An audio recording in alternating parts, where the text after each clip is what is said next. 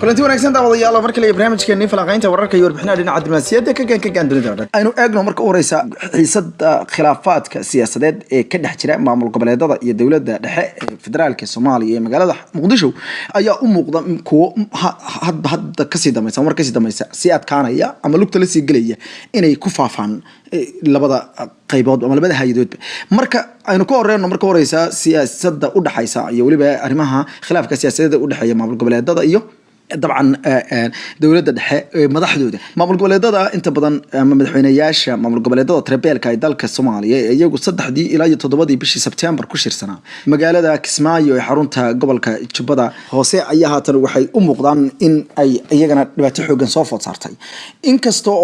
أي أبت هاي إن الأجادة وحسيد ربطة قليها أما ضد كان يوكل تماريا إن اللي فهمه أنا راح إن الأجادة وفوضى لكن اللي فهمه يسكادك تهاي أيها هذا مقنعة إن دولة الصومالية أي حبا يراته حريرك إلى هاد مامل قبليدة قارهان مدحوينياش وكمدي هي مدحوينها قلمدو كان مقالة كسمايو أما تشوبلان مدحوينها بنتلان iyo madaxweynaha Hirshabelle iyo koonfur galbeed dhamaatood ay xumaadeen warmurtiyeedkii soo baxay sabtidii ayaa ujeedkiisu kaliya waxa in dawladda xiriirka loo gooyo iyadoo aan la garanaynin ama aysan jirin wax lagu fasiro ama lagu tarjumo qodobka ay u adeegsanayaan maamul goboleedadu inay dawladda dhexe ay ka tirsan yihiin ay xiriirka u gooyaan inkastoo dadka Soomaaliyeed aad ula yaabaan eray bixinta iyo adeegsadaan maamul goboleedadu xiriirkii ayaan u geynay dawladda Soomaaliyeed marka loo eego kelmadda xiriir gooynta inta badan waxa isticmaalaa dalal kala madax banaan oo kala go'an oo dabcan ama darisan noqday maysan ahaan sida dalalka caalamka waxaan sidoo kale yaab leh in dastuurka Soomaaliyeed uu asaguna yahay kan waxa kontrafisiga ugu badan ama jaawareerka ugu faraha badan uu ka taagan yahay oo ilaa hadeerto aan qeexaynin maamul goboleedadu waxa ay yihiin si kastaba ha noqotay arintan waxa ay cirka isku sii shareertay kadib markii arintu aysan inta ku ekaanin balse khilaafkii baahsanaa ee Soomaalida iyo siyaasiyiintooda ayaa ku faafay gudaha maamul goboleedada dhexdooda labada madaxweyne ku xigeen ee maamulada Galmudug iyo Puntland ayaa iyagu sheegay isla markaana ganafka ku dhuftay go'aanka madaxweynayaashooda ay ku saxaan Kismaayo waxaana ugu yeedheen kuwa aan lagala tashan oo dad gaar ah ay jeebka gashadeen madaxweyne ku xigeenka maamulka Puntland Cabdixakiin Cabdullaahi Camay iyo madaxweyne ku xigeenka maamulkaasi galmudug ninkaleedo Carabi ayaa labaduba waxay sheegeen in haba yaraatay iyagu aysan shaqo ku lahayn wixii ka soo baxay Kismaayo isla markaana aysan kala tashan madaxweynayaashooda ama madaxweynahoodu uusan kala tashan mid walba sidoo sheegay arintu intaas kuma yeekan labada gudoomiye baarlamaan ee maamul goboleedada Hirshabelle iyo maamulka Galmudug ayaa labaduba waxay sheegeen inay sii wadi doonaan la shaqayntii dawladda dhexe ay la lahaayeen waxa muuqata in arinta ugu badan ay ka karkarsamayso magaalada Kismaayo madaxweynaha maamulkaasi Jubaland Ahmed Madoobe ayaa asagu u eegnin doonaya in dawladda Soomaaliyeed iyo maamul goboleedadu ay tartamaan awood ahaan isla markaana dawladda lagu tirtirsiyo inay u tanaasusho maamulada horfad media wuxuu bilaabay warbixin baaritaan xoogan oo bal inaynu ogaano salka ujeedka khilaafka inta badan khilaafka maamulada iyo dawladda dhexe ayaa waxa la soo ogaaday ama inta badan wararka aan ogaanay waxay tibaaxayaan in dawladda Soomaaliyeed ay la gashay dagaal dhinaca siyaasadda iyo waliba diblomaasiyadda waxaana la ogaaday in dawladda Soomaaliyeed aad isku taxaluujisay inay dawladaha waaweyn tan iyo intii uu soo dhamaaday shirkii Brussels ka dhacay uu dawladda Soomaaliyeed ay markaas ay ku dadaashay in ay dawladaha qarbiga iyo waliba dawladaha deeq-bixiyaasha iyo kuwa gacan saarka la leh ee gobolka ay ku tirtirsiiso inay joojiyaan wada shaqaynta tooska ah ee maamulada la leeyihiin sida daradeedna hadii laga doonayo dawladnimo ka taabaka Shabeelle dalka Soomaaliya in dawladda dhexe toos loo xiriiro waxa sidoo kale jirta in dhaqaale xoogan oo maamul goboleedada gacanta loo geli jiray inta badan oo si toos ah hay'adaha iyo waliba beesha caalamka u sii jirtay haatan loo wiciyay dhinaca bangiga dhexe iyo wasaaradda maaliyadda Soomaaliya iyaduna qalin buug dheer qaadatay isla markaana doonaysa xisaab celin ku saabsan shilin waxa khilaafka kale uu ka taagay kaabayaasha waaweyn dhaqaalaha ee loo yaqaan kuwa heer federaal sida beerboodada caalamiga ah ee dawladda Soomaaliyeed iyo cashuurtii Soomaalida lagu sameeyay dekadaha oo dawladda Soomaaliya ay doonayso iyadoo inta soo maamusho oo laga aysan noqonin wax ay leeyihiin maamuladu waana sida federalismka qaabka la yiraahdo oo Soomaalida haatan u eg inay la qilaadahay isla markaana uu si kala fogeeyay ummadda Soomaaliyeed ay doonayso in loo adabtigareeyo ama loo fuliyo wararku waxa ay sheegayaan iyaguna dhinaca si in ay jiraan doorashooyin ku soo wajahan maamulada qaar sida Puntland kale iyo kan waliba koonfur galbeed waxaana la aaminsan yahay in madaxtooyada fila Soomaaliya ay door bidayso isbedel ka dhaca halkaas waana taata iyaduna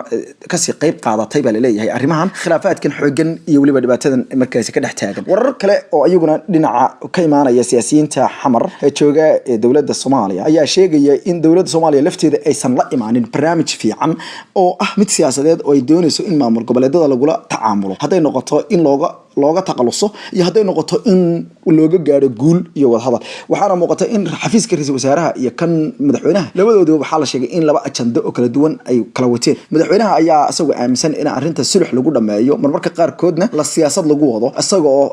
la sheegay in uu u yeeray arrintaasi uuna ka qabtay shir degdeg ah in ay isugu yimaadaan maamul goboleedada walow qaarkood ay ku gacan saareen inay kasoo qaybgalayaan sida maamulka Jubbaland oo horeyba u diiday hase yeeshee madaxweynaha ayaa la sheegay in arrintan uusan asagu shaqo ku lahayn ilaa xad marka la eegana shaqada waxaa iska leh ra'iisul wasaaraha Xasan Cali Khayre oo isagu aaminsan in maamul goboleedadu ay noqdaan maamul goboleedo ka tirsan dawladda oo ah qaab barsaab oo kale isla markaana ay ku dawafaylaan markay noqoto dhamaan arrimaha siyaasadda arrimaha dibadda markay noqoto jaangoynta go'aamada waaweyn ee masiiriga ah qaranka iyo markay noqoto arrimaha amniga qaranka heer ilaa xad inay dawladda Soomaaliyeed u dawafadhiistaan dawladuna ay maalgelin iyo magacaabis ka samayso jagooyinka qaar sida jagooyinka nabad sugidda qaranka sida jagooyinka militariga iyo inay gacanta ku dhigto dawladdu dhamaan militariyada ay maamul goboleedadu haystaan iyo in kaabayaasha waaweyn ee dhaqaalaha sida airportada hore u sheegnay iyo dekedaha dawladdu maamul Xasan Cali Khayre sidoo kale wuxuu aaminsan yahay in haddii taa la diido ay la dirto dawladdu maamul goboleedada isla markaana ay ilaa xad cadaadiso beesha caalamkana ku qanciso in laga xiriir furto waana taatan weerar celiska ay ka sameeyaan baa leeyahay maamul goboleedada madaxda maamul goboleedada laftoodu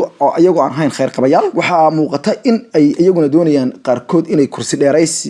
si samaystaan isla markaana xilalka kororsadaan oo aysan haba yaraatee wax isdoorasho ah aysan ka dhicin deegaanadooda waa qaarkood halka kuwa kalena ay doonayaan in ay urursadaan lacag xoogan oo la sheegay in ay inta badan ka dhigteen baa la saldhigyo iyo waliba bangiyo magaalada Dubai ee xarunta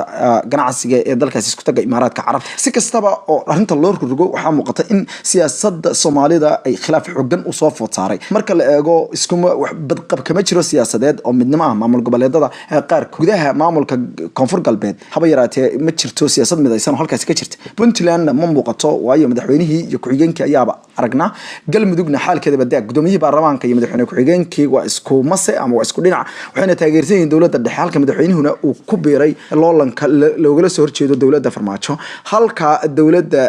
ama maamul goboleedka aan idhaahdo Jubbaland asagu uu muuqdo kan ugu midnimada badan oo dabcan asaga la aaminsan yahay in uu madaxweynahaasi isku dubaritay inta badan aysan ilaa hadarta jirin cid ka soo horjeesatay oo maamulkiisa ku jirta kolka ay timaado arrinta waxaa jira in ay sidoo kale jiraan khilaaf baahsan oo u dhaxeeya hay'adaha sharci dejinta dalka Soomaaliya shalay markii madaxweynaha Soomaaliya uu furay kalfadhigii baarlamaanka ama golaha shacabka waxay ahayd inuu si rasmi ah u wada furo ama si wada jir u wada furo labada kalfadhi ee aqalka sare iyo aqalka hoose hase yeeshee aqalka sare ayaa ku gacan sahiray arrintaasi baaritaano hordhac ayaa sheegaya in aqalka sare uu muuqday bariyahan oo dhan in la go'doomiyay isla markaana ay runtii ay u muuqato in aqalka hoose uu asagu isku ballaariyay isla markaana shuruucda badankooda uu meersaday iyo inuu inta badan iska xil saaray kaliya inay iyagu ay dawladda la xisaabtamaan waxaana la sheegay in ay wararku ay qeexayaan in 54 senator duq golaha aqalka sare ee sharci dejinta dalka Soomaaliya iyagu ay go'aansadeen in sabab yaraatay ka qayb galinin furitaanka isla markaana maanta iyaga si gaar ah uu madaxweynuhu u furo waxaa runtii kala muuqata in dawladda Soomaaliya ilaa hadeerto ay arrinta ku saabsan amniga aysan wax weyn ka qaban marka la yimaado arrinta xamar waxaa wali sii socda qaraxyada dadka Soomaaliyeed ee shacabka ay ku leeyanayaan ee magaalada xarunta xamar toddoba ruux baa ugu yaraan ku geeriyooday qaraxis midaaminta ah ee isagu subaxnimadii hore isniintii ka dhacay xamar weerarka oo yimid kadib markii gaari waxyaalaha qarxa laga buuxiyay uu gaxinayay qof markaasi naftiisa doonayay inuu gooyo uu isku qarxiyay afaafka hore ee degmada xarunta degmada Hodan qaraxa ayaa gabi ahaanba burburiyay dhismihii xarunta degmada Hodan iyo dhismayaashii ka agdhadhow waana qaraxii labaad ee noociisa toddobaadkii labaad lagu weeraro xarun degmo oo ka tirsan gobolka Banaadir ee ah gobolka ugu weyn magaalada ugu weyn dalka Soomaaliya dabcan iyo waliba xarunta dalka si kastaba ha noqoto dawladda ujeedka ugu weyn ee hadeerto dawladda Soomaaliya calaamad su'aalku uu ka fulay waxa weeye in aysan ilaa hadeerto muddo hadeer 2 sano ku dhow dawladdu xilka ay hayso oo la filayay in ay arrinta wax weyn ka bedesho dhinaca amniga aysan ilaa hadeerto waxba ka bedelin waxyaalaha maamul goboleedadu ay ku eedeynayaan dawladda Soomaaliya ay leeyihiin ilaa hadeerto waxa ay ammaankiisa sugu kar laadahna waxa weeye 16 degme ee gobolka Banaadir madaxweynaha Hirshabelle ayaa isaguna ku eedeeyay goor dhaweeyto dawladdu inay faragelinta ay wado maamul goboleedada ay joojiso isla markaana ay amniga magaalada ka qabato wuxuu sheegay in magaalada Muqdisho oo dhan oo ah magaalo aad u weyn ay dawladdu ka maamusho ayuu yiri wuxuu yidhi wadada la yiraahdo Maka al-Mukarrama ee iyadu isku xidha airportka iyo madaxtooyada wasada uu sheegay madaxweyne Awaare ayaa hadallo kulkulo aan horey looga baran ku weeraray marka isagoo dowladda federaalka isagoo markaa muujinaya sida uu dooq ugu hayo inuu galo dagaalka ka dhanka ah inta badan dowladda federaalka iyo xukuumadda haatan cusub dadka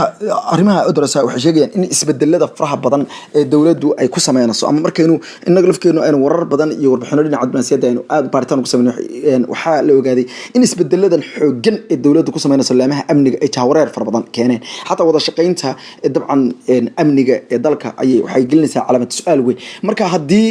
saddexdan mawduuc maanta ka hadalay saddexduba ay midmadow ka muuqdaan hadday tahay khilaafka maamul goboleedada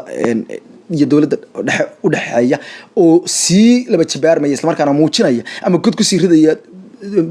dabcan rajada ummadda Soomaaliyeed ay doonayso mar uun inay uga lug baxdo dhibaatada muddada 30 ka sano cagaha la sii galaysa haddii dowladda aysan xataa magaaladii xamar intii xooggeeda isugu geyso ilaa haddeerto aysan amni ahayn boqolkiiba isku halay karo inkastoo oo sida warbaahintu ay u bumbuuniso dhibaatooyinka xamar aysan ahayn marka si daacada loo eego sida warbaahinta Soomaaliyeed ay u bumbuuniyaan ammaanka xamar maaha wuuna ka wanaagsan yahay sidaas hase yeeshee dowladda waxa laga doonayay inay ammaanka xamar ay ka dhigto sida magaalooyinka kale ee Soomaaliya kamid tahay magaalada Hargeysa oo kale kamid tahay magaalada Garowe kale dabcan ma jirto magaalo aan la nabadee karin hadii dadka iyo dowladdu iskaashadaan balse la doonayo in mas'uuliyiintu ay la yimaadaan hoggaan wanaagsan waxa hoggaanka dhibaatada xooggan ka taagan tahay dowladda intii hadarta xukunka lahayd 4-5 jeer ayaa la kala beddelay hay'adii dhinaca amniga haday tahay booliiska haday tahay mas'uuliyad iyo dhowr jeer la kala beddelay ilaa ku xigeenadii saraakiishii hoose oo iyaga la kala beddelay kuwii magaalada iyo degmooyinka xamar oo la isku qasay dhamaantoodna waxyaalahaas oo dhan waxa ka fiican in la tayayo intii la bedel in la tayayo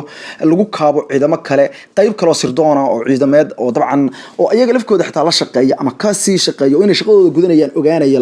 lagu sii laro dhawaan warbixinaha caalamka intaanu ku dhex jirnay dalalka guul daraystay ama jilbaha dhulka ku dhuftay waxa kamid ah dalka Afghanistan madaxweynaha Ashraf Ghani dhawaan wuxuu diiday inuu casilo ama uu ka diiday istiqaalad ayagu ayba keeneen wasiirka arrimaha gudaha wasiirka amniga iyo waliba taliyaha nabad sugidda qaranka ee dalka Afghanistan wuxuuna ku nisbeeyay markii uu fasirayay ama tafaasiil ka bixinaya arintaasi inaysan hadda waxba taraynin in dad cusub la keeno oo intay baranayaan ama dabcan loo sheegayo ama tababar la siinayo aan la sugi karin laakiin wuxuu ka codsaday inay wadaniyad sameeyaan kuwan shaqada haya oo shaqadooda si wacan u gutaan ma jira buu qof aan waxba qaba karin ma jira buu qof sanado shaqada hayay oo aan wax wanaagsan oo aan ka wanaagsanayn buu mid hadda shaqada bilaabaya dabcan waxa muuqata markaa in dowladda Soomaaliya lafteeda kana bedel kana cayri golaha wasiirada ayaa dad Rebela salis ugu kala bedelay waana dhaliilaha waaweyn ee dowladda loo tirinayo inagu aan doonayno inaan wax ku toosino dabcan meelaha in dowladda laga toosi karana waxa kamid ah inay dowladdu ay amniga qaranka ay xoog saarto isla markaana dhinaca wardoonka xoog saar dhinaca dib u heshiisiinta laftooda aan la diidin in dib u heshiisiin la sameeyo oo dadka qof kasta oo nabad doonaya dhalinyaradana fursad la siiyo qof kasta oo nabad doonayana nabad la qaato xabad kaliya xal maaha dabcan dil kaliyana ma noqdo kan wax lagu soo afjaro waxa wax badan lagu gaara dambina ma aha in la yiraahdo cid walba la hadlo Taliban iyo Mareykanka wada hadlayo 18 sano 16 sano isdilay ba wada hadal furay in xubnihii iyo kooxihii wax qarbud jiray ee ka dagaalamay dalka Suuriya ay bariga quuda ku dhaqanaa oo dhan ayaa hubka dhigay isla markaana dadkooda ku biiray oo loo ogolaaday in dabcan ay si salmiya ayaga xaasaskooda iyo dumarkooda ay la baxaan oo ay u noolaadaan in ummadda Soomaaliyeedna inay noolaato oo ay nabad hesho xaq ayay u leedahay amaanal